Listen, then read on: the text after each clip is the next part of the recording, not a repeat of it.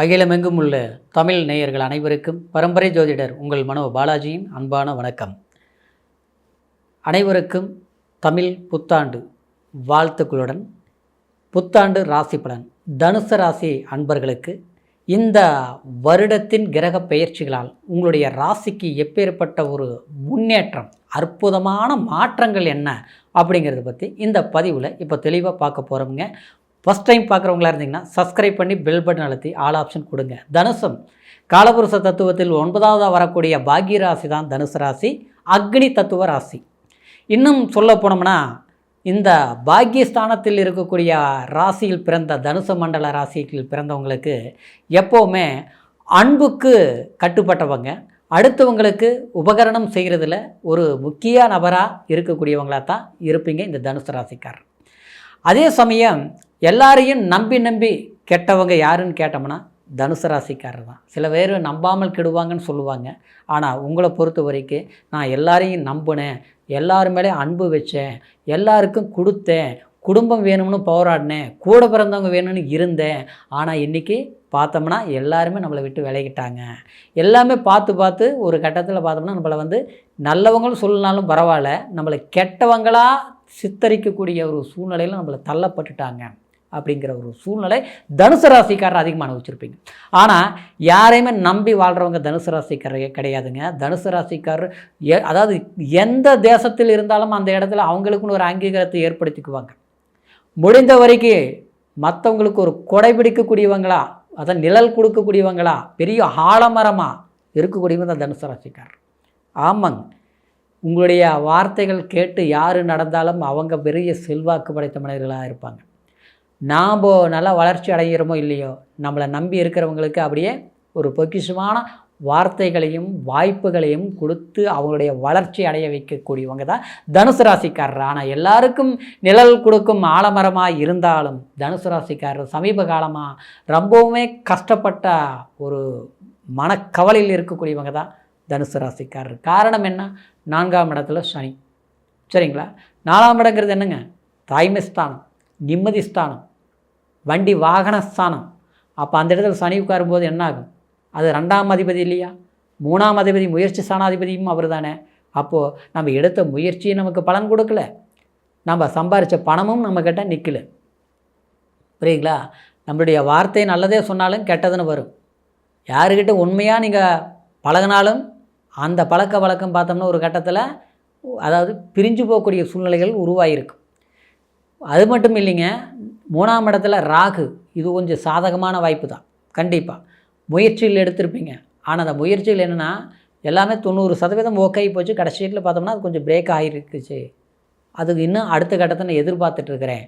அது வாய்ப்பு வருமா? அது 2-3 விதத்தில் சொல்லலாம். அது வேலை வாய்ப்பு சம்மந்தப்பட்ட ரீதியிலையும் அதே தான். இன்னொன்று பார்த்தோம்னா பணம் வரவு சம்மந்தப்பட்ட ரீதியும், ஒரு வீடு வாசல் வண்டி வாகனம் சம்மந்தப்பட்ட ரீதியிலையும் நம்ம எதிர்பார்த்த ஆசைகளை சொல்லக்கூடிய ஸ்தானமும் சொல்லலாம். இன்னொன்று எல்லாத்த விட குடும்ப வாழ்க்கை, அதாவது திருமண வாழ்க்கை சம்மந்தப்பட்ட ரீதியிலையும் கண்டிப்பாக பிடித்த வாழ்க்கையில் நிலச்ச மாதிரி வாழ்ந்த வாழ்க்கையில் பிரச்சனைகள் உருவாகிருக்கு. சரிங்களா? சரியாகுமாங்கிற ஒரு எதிர்பார்ப்பு கண்டிப்பாக சரியாகும். எப்போ சரியாகும்? இந்த பிரபவ வருஷத்தில் பார்த்துட்டோம்னா கண்டிப்பாக சூரியன் உங்களுடைய பாக்யாதிபதி 5ஆம் இடத்துல உச்சபலம் அடைகிற போகிறாருங்க. அந்த உச்சபலம் அப்படி சித்திரை மாதம் எப்போது 14/4 அதாவது 2026. அப்போது நிச்சயமாக உங்களுக்கு குலதெய்வத்தோட அனுகிரகங்கள் கிடைக்க போகுது. குலதெய்வம் கோயிலுக்கு போயிட்டு வந்துடுங்க, கண்டிப்பாக போயிட்டு வருங்க. குலதெய்வம் எந்த ஊரில் இருந்தாலும் சரி அந்த ஊருக்கு போயிட்டு வர முடிஞ்சால் போயிட்டு வாங்க. நான் தூரத்தில் இருக்கிறேங்க போக முடியலன்னா அந்த நாளில் அந்த சித்திரை 1ஆம் தேதி அன்னைக்கு உங்களுடைய வீட்டில், நீங்கள் சிட்டியில் இருந்தாலும் சரி, வில்லேஜில் இருந்தாலும் சரி, ஏதாவது ஒரு டவுனில் இருந்தாலும் சரி, எங்கே இருந்தாலும் சக்கரை பொங்கல் குலதெய்வத்தை நினச்சி சக்கரை பொங்கலை வச்சு உங்களுடைய பூஜை அறையில் கண்டிப்பாக குலதெய்வத்தை வணங்கி பிரார்த்தனை பண்ணிக்கோங்க. நிச்சயமாக சில மாற்றங்கள் உங்களுக்கு உண்டாகும் இந்த வருஷத்தில். சரிங்களா? அப்புறம் இன்னொன்று பார்த்துட்டோம்னா குழந்தைகள்னால் ஆதாயம் கிடைக்கும். சிலருக்கெல்லாம் கல்யாணமாகி ரொம்ப நாளாகி போச்சு, குழந்தையே இல்லை, அப்படியே கொடுத்தாலும் அது ஏதோ ஒரு பிரச்சனையில் இதாகுதுங்க. அவர் பார்த்தா 1 மாதம் 2 மாதம் இருந்தாலும் இதாகி போயிடுதுங்க.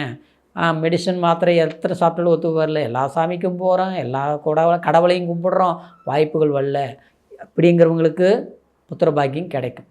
சிலருக்கு பார்த்தோம்னா புத்திர பாக்கியம் இருக்குங்க, ஆனால் ஏதாவது ஒன்றும் பிரச்சனைகள் வந்துகிட்டே இருக்குது, ஆரோக்கியம் சரியில்லை, இல்லை நல்ல படிப்பு இல்லை, இல்லை என் பேச்சு இப்போ கேட்க மாட்டேங்கிறாங்க, அப்படியே எதிரும் புதிரன்னு நிற்கிறாங்க, என்ன தான் பண்ணுறதுங்க? அவங்களுடைய வாழ்க்கைக்காக தான் நான் கஷ்டப்பட்டு எத்தனையோ இழந்து இன்றைக்கி நம்ம இருக்கிறோம். ஆனால் இன்றைக்கி பார்த்தோம்னா அவங்கள நினச்சி தான் நிம்மதியை இழக்கிற மாதிரி இருக்குது. ஆனால் இது எப்படியாவது நான் சரிப்படுத்தணும். சிறு வயதில் குழந்தைங்களாக இருக்கிற போது அதாவது இருந்த நிம்மதி அவங்க ஆளான பிறகு எனக்கு பயத்தை கொடுக்குது, ஆப்போசிட்டாக போயிட்டுருக்கு, இப்படிலாம் இருக்குது. சரிங்களா? ஆனால் அந்த சிக்கலெல்லாம் சரியாக சித்திரை மாதத்தில் நான் சொன்ன மாதிரி குலதெய்வ வழிபாடு பண்ணுங்கள், சித்தர்கள் வழிபாடு பண்ணுங்கள். குரு பகவான் உங்களுக்கு ராசிலை ஜூன் மாதம் வரைக்கும் சரிங்களா 7ஆம் இடத்துல இருக்கக்கூடிய குரு உங்களுடைய ராசியை பார்க்குறதுனால திருமணம் ஆகாதவங்களுக்கு திருமண பாக்கியம் கண்டிப்பாக கை கொடுக்கும். சில கமிட்மெண்ட் முடிவு பண்ணியிருப்போம், பார்த்தோம்னா எல்லாம் நெருங்கி வந்து எல்லாம் பிரிஞ்சு போனதெல்லாம் ஒன்றும் சேர்ந்துடும், வருத்தப்படாதீங்க, வேதனையெல்லாம் வேண்டாம். சரிங்களா? சிலர் பார்த்தோம்னா மறு வாழ்க்கை தேடிட்டு இருப்பீங்க, பிடிச்ச வாழ்க்கையில் சில பிரச்சனைகள் உருவாகிட்டு இருக்கு, அதெல்லாம் சரியாயிடும், ஜூனுக்குள்ளே சரியாயிடும், கண்டிப்பாக சரியாயிடும். சரிங்களா? அப்போது அதன் பிறகு எப்படி இருக்குன்னா குரு பயிற்சி ஜூன் 1ஆம் தேதி வரும். அப்போது அதுக்கு முன்னால் சில கமிட்மெண்ட்டுகள் பண்ணுங்கள், சக்ஸஸ் பண்ணிடுவீங்க. அதுக்கப்புறம் அதை வந்து முழுமையாக நீங்கள் சக்ஸஸ் பண்ணிக்கலாம். சரிங்களா? அடுத்தது பார்த்தோம்னா ராகு கேது பயிற்சி டிசம்பர் 5ஆம் தேதி பயிற்சி ஆக போகுது. அப்போது உங்களுடைய பாக்கியஸ்தானத்தில் இருந்த கேது பகவான் சமீப காலகட்டமாக நிச்சயமாக உங்களுக்கு முன்னோர்கள்னால் சில பிரச்சனைகள் உருவாகிருக்கு. முன்னோர்கள்னு என்ன, நம்ம அண்ணன் தம்பினால், நம்ம அண்ணன் இருந்தால் பிரச்சனை, அக்காவாக இருந்தால் எல்லாமே நம்ம பார்த்து பண்ணியிருப்போம், கடத்த இந்த சங்கடத்தை கொடுத்துருப்பாங்க. ஏன் பெத்த தகப்பனே இருந்தால் கூட நம்மளை புரிஞ்சிக்க மாட்டாங்க. மற்றவங்களுக்கு கொடுக்கக்கூடிய ஒரு அங்கீகாரம், இல்லை நம்ம கூட பிறந்தவங்களுக்கு அவங்களுக்கு கொடுக்குற அங்கீகாரம் தகப்பன் நமக்கு கொடுக்க மாட்டாங்க, தாயாக இருந்தாலும் அவ்வளோதான். சரிங்களா? இன்னொன்று சொல்ல போனோம்னா நம்ம குடும்பத்தில் இருக்கிறவங்களாம் நம்மளை பகை பண்ணி வச்சுருவாங்க. இதெல்லாம் நடந்திருக்கு, அதெல்லாம் சரியாகக்கூடிய காலம்னு சொல்கிறேன். சரிங்களா? கரெக்டாக டிசம்பர் 5ஆம் தேதி ராகு கேது பயிற்சி. அப்போ பார்த்தோம்னா 8ஆம் இடத்துக்கு கேது போயிடுவார், 2ஆம் இடத்துக்கு ராகு வந்தாலும் குரு உச்ச குரு பலம் அடைவார் 8ல். அப்போ குரு சண்டால யோகங்கிறது அற்புதமாக வேலை செய்யும். அப்போ எதிர்பாராத அதாவது நமக்கு சில ஆசைகள், சுப செலவுகள், இதெல்லாமே திருப்திகரமான விஷயங்கள் நீங்கள் செய்து முடிப்பீங்க. மன வாழ்க்கை, குடும்ப வாழ்க்கையில் மகிழ்ச்சி பெருகும். ஆரோக்கிய ஸ்தானம் பட்டமல ஒரு செல்வாக்கு பலம் கைகூடி வரும். எதை எதிர்பார்த்துட்டு இருந்தோமோ அதை சக்ஸஸ் பண்ணக்கூடிய வாய்ப்புகள் உண்டாகும். அப்படிங்கிறதுனால இப்போவும் நான் சொல்கிறேன், குலதெய்வத்தை வணங்குறது மட்டும் இல்லாமல் சனி பகவானையும் வழிபாடு பண்ணிங்க. நான் அர்த்தாஷ்டம சனி உங்களுக்கு நடந்துகிட்ருக்குது. குச்சனூர் போயிட்டு வாங்க, பக்கமாக இருந்தால். தூரமாக இருக்கிறேங்க, குச்சனூர் போகிறதுக்கு முடியலன்னா எங்கே பக்கத்தில் நம்ம சனீஸ்வரர் கோயில் இருக்குதோ அங்கே சனிக்கிழமை நாளில் போய் சனி பகவான் வழிபாடு பண்ணுங்கள். அப்படி முடியாத பட்சம் வீட்டில் நல்லெண்ணெய் தெய்வம் ஏற்றி காகத்துக்கு அன்னம் வைங்க.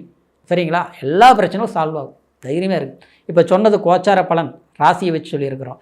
இருந்தாலும் லக்னத்தை வச்சு ஜனன திசையில் எந்த மாதிரி யோகமான திசை, பாதகமான திசைகள் நடக்குதாங்கிறது ஜாதகத்தை பார்த்து தெரிஞ்சுக்கணும். சரிங்களா? அதுவும் பார்த்து தெரியும் போது தான் இந்த கோச்சாரமும் பிறப்பு ஜனன ஜாதகம் 2 இணைச்சி பார்க்கும்போது முழுமையான பலன்களை தெரிஞ்சுக்க முடியுங்கிறதுனால உங்களுடைய ஜாதகம் இது வரைக்கும் பார்க்காமல் இருந்து நம்மக்கிட்ட பார்க்கணும்னு நீங்கள் நினச்சிங்கன்னா கீழே இருக்கிற நம்பருக்கு ஃபோன் பண்ணுங்கள். உங்களுடைய ஜாதகத்தில் எந்த மாதிரி யோகங்கள் இருக்குது, எந்த காலகட்டத்தில் நீங்கள் அற்புதமான மெஜாரிட்டிவான யோகத்தை நீங்கள் அடைவீங்க, எது நீங்கள் சக்ஸஸ் பண்ணுவீங்க, எல்லா ஜாதக பலன்களையும் நம்ம தெரிஞ்சுக்கலாம். சரிங்களா? நம்மக்கிட்ட பார்க்கணும்னு நினச்சிங்கன்னா கீழே இருக்கிற நம்பருக்கு ஃபோன் பண்ணி உங்களோட date of birth, time, place 3 மட்டும் தெரியப்படுத்துங்க. முழுமையான பலன்களை தெரிஞ்சுக்கலாம். மீண்டும் அடுத்த பதிவில் சந்திக்கும் வரைக்கும் நன்றி, வணக்கம்.